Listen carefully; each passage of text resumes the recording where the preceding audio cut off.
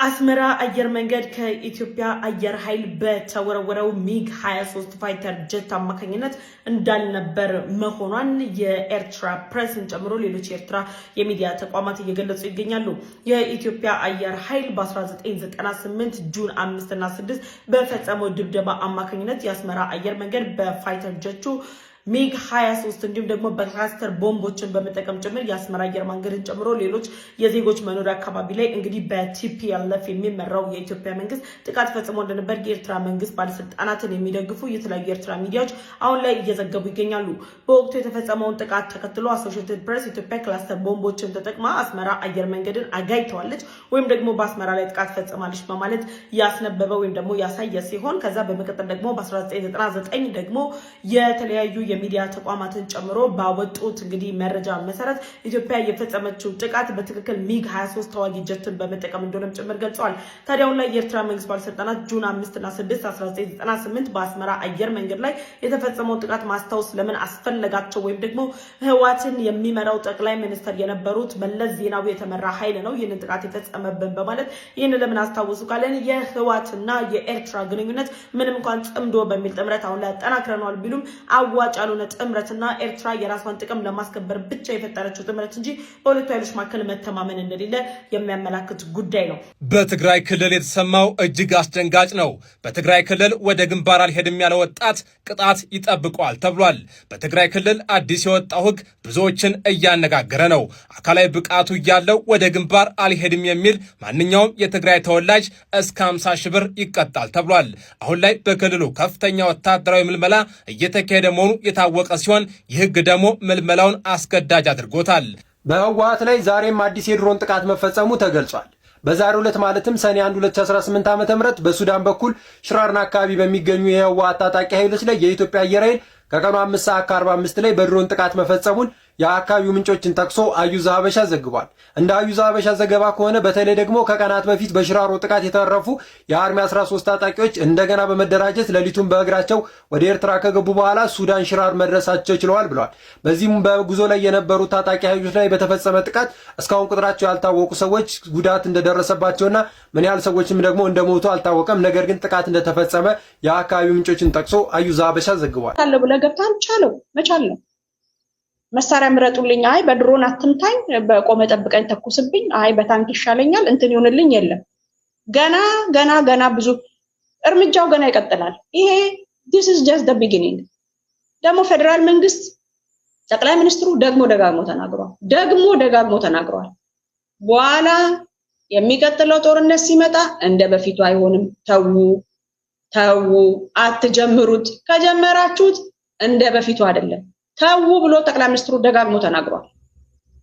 የተለያዩ ጀነራሎቻችን እየወጡ ሲናገሩ፣ ፊልድ ማርሻሉ ሲናገሩ ምንድነው የመሰላቸው የነበረው? ምጸት እቃቃ ጨዋታ እኮ አይደለም። አገር እኮ ነው እነዚህ ሰዎች እያስተዳደሩ ያሉት። ሲነገር ተነገረ። ተው እዚህ ጦርነት ውስጥ ከገባችሁ በኋላ ላይ መውጫው ከባድ ነው፣ እንደባለፈው አይሆንም፣ ከባድ ነው። ፊት ለፊት የሚታየውን እንትን ይዞ በቃ ይሄንን መከላከያ ሰራዊት አፈርድም ያበላ ነው፣ ገና ፎሽፋሻ ነው። ሁለት ነገር ይናገራሉ። ኢትዮጵያ መከላከያ ሰራዊት አቅም የሌለው ጀማሪ ነው፣ እንደዚህ ነው። ሳይኮሎጂካሊ የሆነ እንትን ለማድረግ በሳይኮሎጂ መከላከያ ሰራዊትን የሚያዳክሙ መስሏቸው ከዛ ደግሞ ሄዶ ደግሞ በደንብ አድርጎ ሲጠበጥባቸው ደግሞ ከዛ በኋላ አይ መከላከያ እንትን አለን፣ የውጭ መንግስታት ይድረሱልን፣ ንጹሃን ተገደሉ ብለን እንዳትፈጥ። ስለ ንጹሃን ዜጎች የምታስብ ከሆነ አፋብንም ሁን ሸኔም ሁን ህወሓትም ሁን ንጹሃን ዜጎች እያልክ እንዳትጮ። ስለ ንጹሃን ዜጎች የምታስብ ከሆነ ያው አሽከርህ የቀጠረሃል አይደለ? እሱ ሂድና እሱ ዳር ድንበር ላይ አድርገው ጦርነቱን። ህዝብ መካከል ምን ታደርጋላችሁ? ህዝብ መካከል ለህዝብ እኮ ነው የምትዋጉት። ህዝቡ መሃል ምን ታደርጋለህ? ቪዲዮ ወጥቷል። ከላይ ምስሉ ላይ የምትመለከቱት የህወሓት አርሚ 70 አባላት ናቸው። ከጄኔራል ብርሃኑ ጋር ተሰልፈው ከፈጥኖ ደራሹ ሐሚቲ ጦር ጋር የሚዋጉ እንደሆነ ነው እየተገለጸው። እነዚህ ወጣቶች በትግራይ አድርገው ወደ ሱዳን የገቡና ለሱዳን ኃይሎች ህይወታቸውን የሚገብሩ መሆናቸው በርካቶችን አሳዝነዋል። ምን ትላላችሁ? ለፈጣንና ወቅታዊ መረጃ የፎሎ ምልክቷን ተጫኑ። አመሰግናለሁ። መሰረታው ማዘልኩ ተመሪህ ዝኩናታት ከመይት ያው ሁኔታት ያው መቼም ጽቦ ይዘሎ ህዝብና መንግስት قداش تلو خلنا سغازي ابو اغاونا تواصانا انا نركش كاخذ لو خلت ثلاثه ختمات تقاطعنا لنا تحنت كتما كف تعمي فبيد وقينيرو ينش كعند زدمو يا بتزنرنا وتدراو بمات 30 دقيقه تاكلي اسمو نايت ገጸባ ማለት ናይት መሬት አካባቢ ረብታ አድና ይሆነ አድና ተፈላልይ ሰው አይውላችሁ ይሄ የትግራይ ወጣት ነው ለሱዳን እየተዋጋ ያለ የትግራይ ወጣት ህወሓት ለአልቡርሃን ከሸጠቻቸው የአርሚ 70 አባላት አንዱ ነው። ህዝባችንና መንግስታችን የሰጠንን ሉክ እየፈጸምን እንገኛለን። 2-3 ከተማዎች ተቆጣጥረናል። አንደኛው ከተማ ላይ ጠንከር ያለ ውጊያ ገጥሞን ነበረ። ያው መልካም ምድሩን አናቆም ሀገራችን አይደለም ይላል ጭራሽ አፍረት ማለት ይሄ በጤናቸው አይደሉም። እነዚህ ሰዎች በጣም ትልቅ የግንዛቤ እጥረት አለባቸው።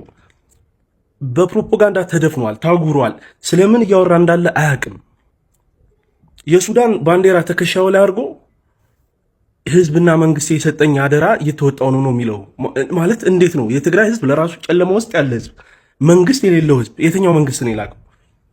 እነዚህ ሰዎች የሆኑ ከአለቃዎቻቸው የሚሰሟቸው የፕሮፓጋንዳ ቃላቶች ነው እንጂ ስለሚናገሩት ነገር ራሱ ጠለቅ ያለ ግንዛቤ የላቸውም። የትኛው የትግራይ ህዝብ ነው ለራሱ ነጻ ሳይወጣ ለራሱ ጨለማ ውስጥ ያለ ለራሱ ልጆቹ በገፍ በየቀኑ እየታፈሱበት ያለ ህዝብ እንዴት ነው ሱዳንን ሄድና ነጻ አውጣልኝ ብሎ የሚልክክ ማለት ዝም ብሎ ማውራት ነው እንጂ የሚያወሩትን ቃላት ራሱ አያውቁትም። ስለዚህ በእነዚህ ሰዎች መፍረድ አይቻልም። ትልቅ የግንዛቤ እጥረት ነው ያለው። ግንዛቤ ማስጨበጫ ስራዎች መሰራት ነው ያለባቸው። በቃ እጅግ በጣም ያሳዝናል። ጨለማ ውስጥ ናቸው።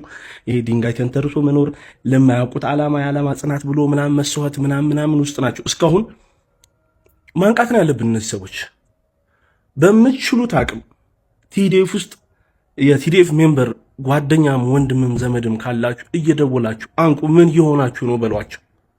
እጅግ በጣም ከዛ መጨረሻ ላይ ጭራሽ ምን ይላል? ሱዳን ትስዕር አልቡርሃን ይስዕር። ሱዳን ታሸንፋለች አልቡርሃን አሸንፍ። ምን አባት አገባ? በሱዳን ሰብር ጦርነት ገላ ያሸንፋል።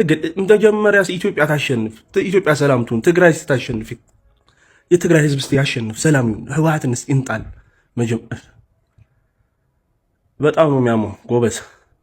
ሰላም ለትግራይ ህዝብ፣ ይመቻችሁ።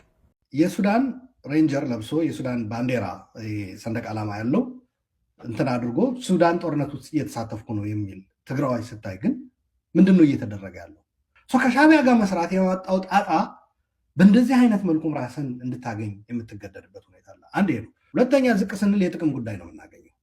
የቀጠናው የማመስ ጉዳይ የሻዕቢያ ፕሮጀክት እንዳለ ሆኖ ዝቅ ስንል ደግሞ አሁን እነዚህ ተጠያቂነት ፈርተው የራሳችን እንደፈለግን የምናደርግበት መንግስት ካላመጣም ብለው እስከ መጨረሻ ሄደው ሁሉንም በትግራይ ሊኖሩ የሚችሉ አቅሞች በመመተና በማፍረስ የተሰማሩት ሰዎች ምንድነው እያደረጉ ያሉት? ከዚህ ምንድነው የሚጠቀሙት ብሎ ማየት ተገቢ ነው። የሱዳን መንግስት ክፍያ ይከፍላል። ልክ እንደ ኮንትሮባንዱ እንደ ሰዎች ህገወጥ ዝውውሩ ምኑ ማለት ነው። ልክ ፖለቲካውን በዳያስፖራ ላይ ያየነው ያለ ፖለቲካ የህግደፍ የሻዕቢያ ደጋፊዎች እና አሁን የህወሓት ደጋፊዎች መለየት አችልም። አገር ቤት ያለው የትግራይ ቴሌቪዥን እና የኤርትራ ቴሌቪዥን አሁን መለየት አችልም።